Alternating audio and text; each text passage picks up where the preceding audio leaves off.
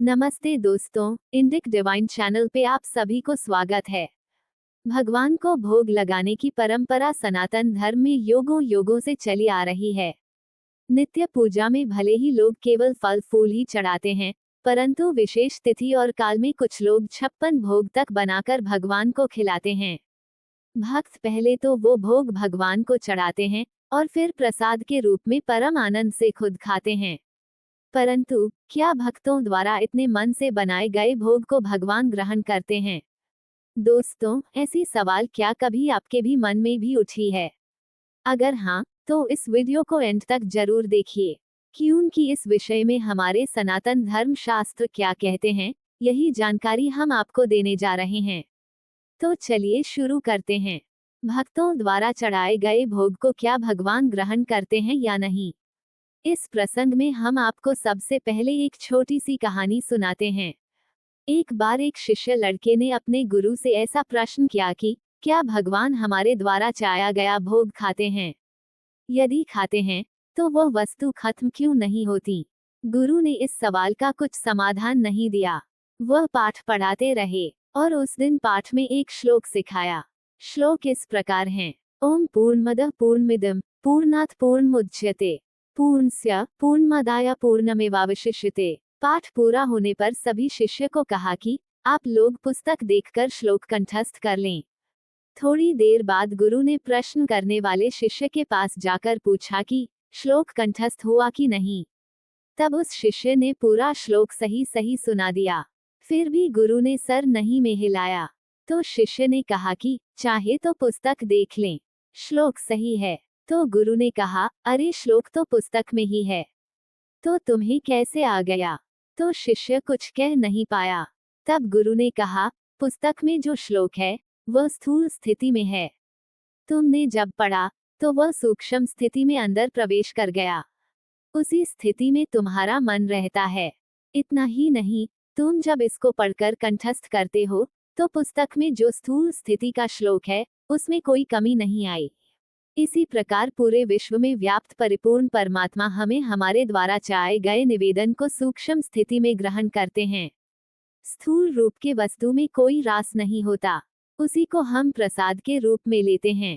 गुरु के मुख से अपने प्रश्नों का ऐसा प्रमाण स्वरूप उत्तर सुनकर शिष्य श्रद्धा और भक्ति से पुलकित होकर उनके चरणों में नतमस्तक होकर कहा, हे गुरुदेव, आपके असीम करुणा से इस अज्ञानी को ये दुर्लभ ज्ञान प्रदान करने के लिए कोटि कोटि प्रणाम। तो दोस्तों, आपको भी उत्तर मिल गया होगा, परंतु ये तो एक कहानी है। भगवान अगर भोग खाते हैं तो किस प्रकार, क्या है इसका शास्त्रीय व्याख्या? चलिए जानते हैं। दोस्तों, श्रीमद् भगवद गीता में भगवान श्री कृष्ण ने कहा है कि जो भक्त मेरे लिए प्रेम से पत्र, पुष्प, फल, जल आदि अर्पण करता है, उस शुद्ध बुद्धि निष्काम प्रेमी भक्त का प्रेम पूर्वक अर्पण किया हुआ वो पत्र पुष्प आदि मैं ग्रहण करता हूँ। इसका मतलब देवी देवता भोग ग्रहण करते हैं, परंतु हम तो जितना भोग लगाते हैं उतना ही थाली में रह जाता है। तो फिर कैसे चाहिए जानते हैं। दोस्तों, हमारा मनुष्य शरीर पंचतत्वों से बना होता है, इसलिए इस देह को स्वस्थ, पुष्ट और जीवित रखने के लिए अन्न, जल, वायु, प्रकाश और आकाश तत्व की हमें जरूरत होती है, जो हम अन्न और जल आदि के द्वारा प्राप्त करते हैं। परंतु देवताओं के शरीर पंचतत्वों से बना नहीं होता, उनमें पृथ्वी और जल तत्व नहीं होता। मध्यम स्तर के देवताओं का शरीर 3 तत्वों से तथा उत्तम स्तर के देवता का शरीर 2 तत्व, तेज और आकाश से बना हुआ होता है। इसलिए देव शरीर वायुमय और तेजो में होते हैं, इसलिए वो जल अथवा अन्न ग्रहण सीधे तौर पर ग्रहण नहीं कर पाते हैं, परंतु वो वायु के रूप में, गंध, तेज के रूप में, प्रकाश और आकाश के रूप में शब्द अथवा ध्वनि ग्रहण करते हैं। मतलब देवता गंध, प्रकाश और शब्द के द्वारा भोग ग्रहण करते हैं, जिसका विधान पूजा पद्धति में होता है। जैसे जो हम अन्न का भोग लगाते हैं, देवता उस अन्न की सुगंध को ग्रहण करते हैं और उसी से तृप्ति हो जाते हैं। जो पुष्प और धूप हम लगाते हैं, उसकी सुगंध को भी देवता भोग के रूप में ग्रहण करते हैं। जब देवताओं के सामने यज्ञ किया जाता है अथवा दीपक जलाते हैं, तो उसे वो प्रकाश तत्व के रूप में ग्रहण करते हैं। जब हम मंत्र पाठ करते हैं, शंख बजाते हैं या घंटी बजाते हैं, उससे देवता गण उन ध्वनियों को आकाश तत्व के रूप में ग्रहण करते हैं।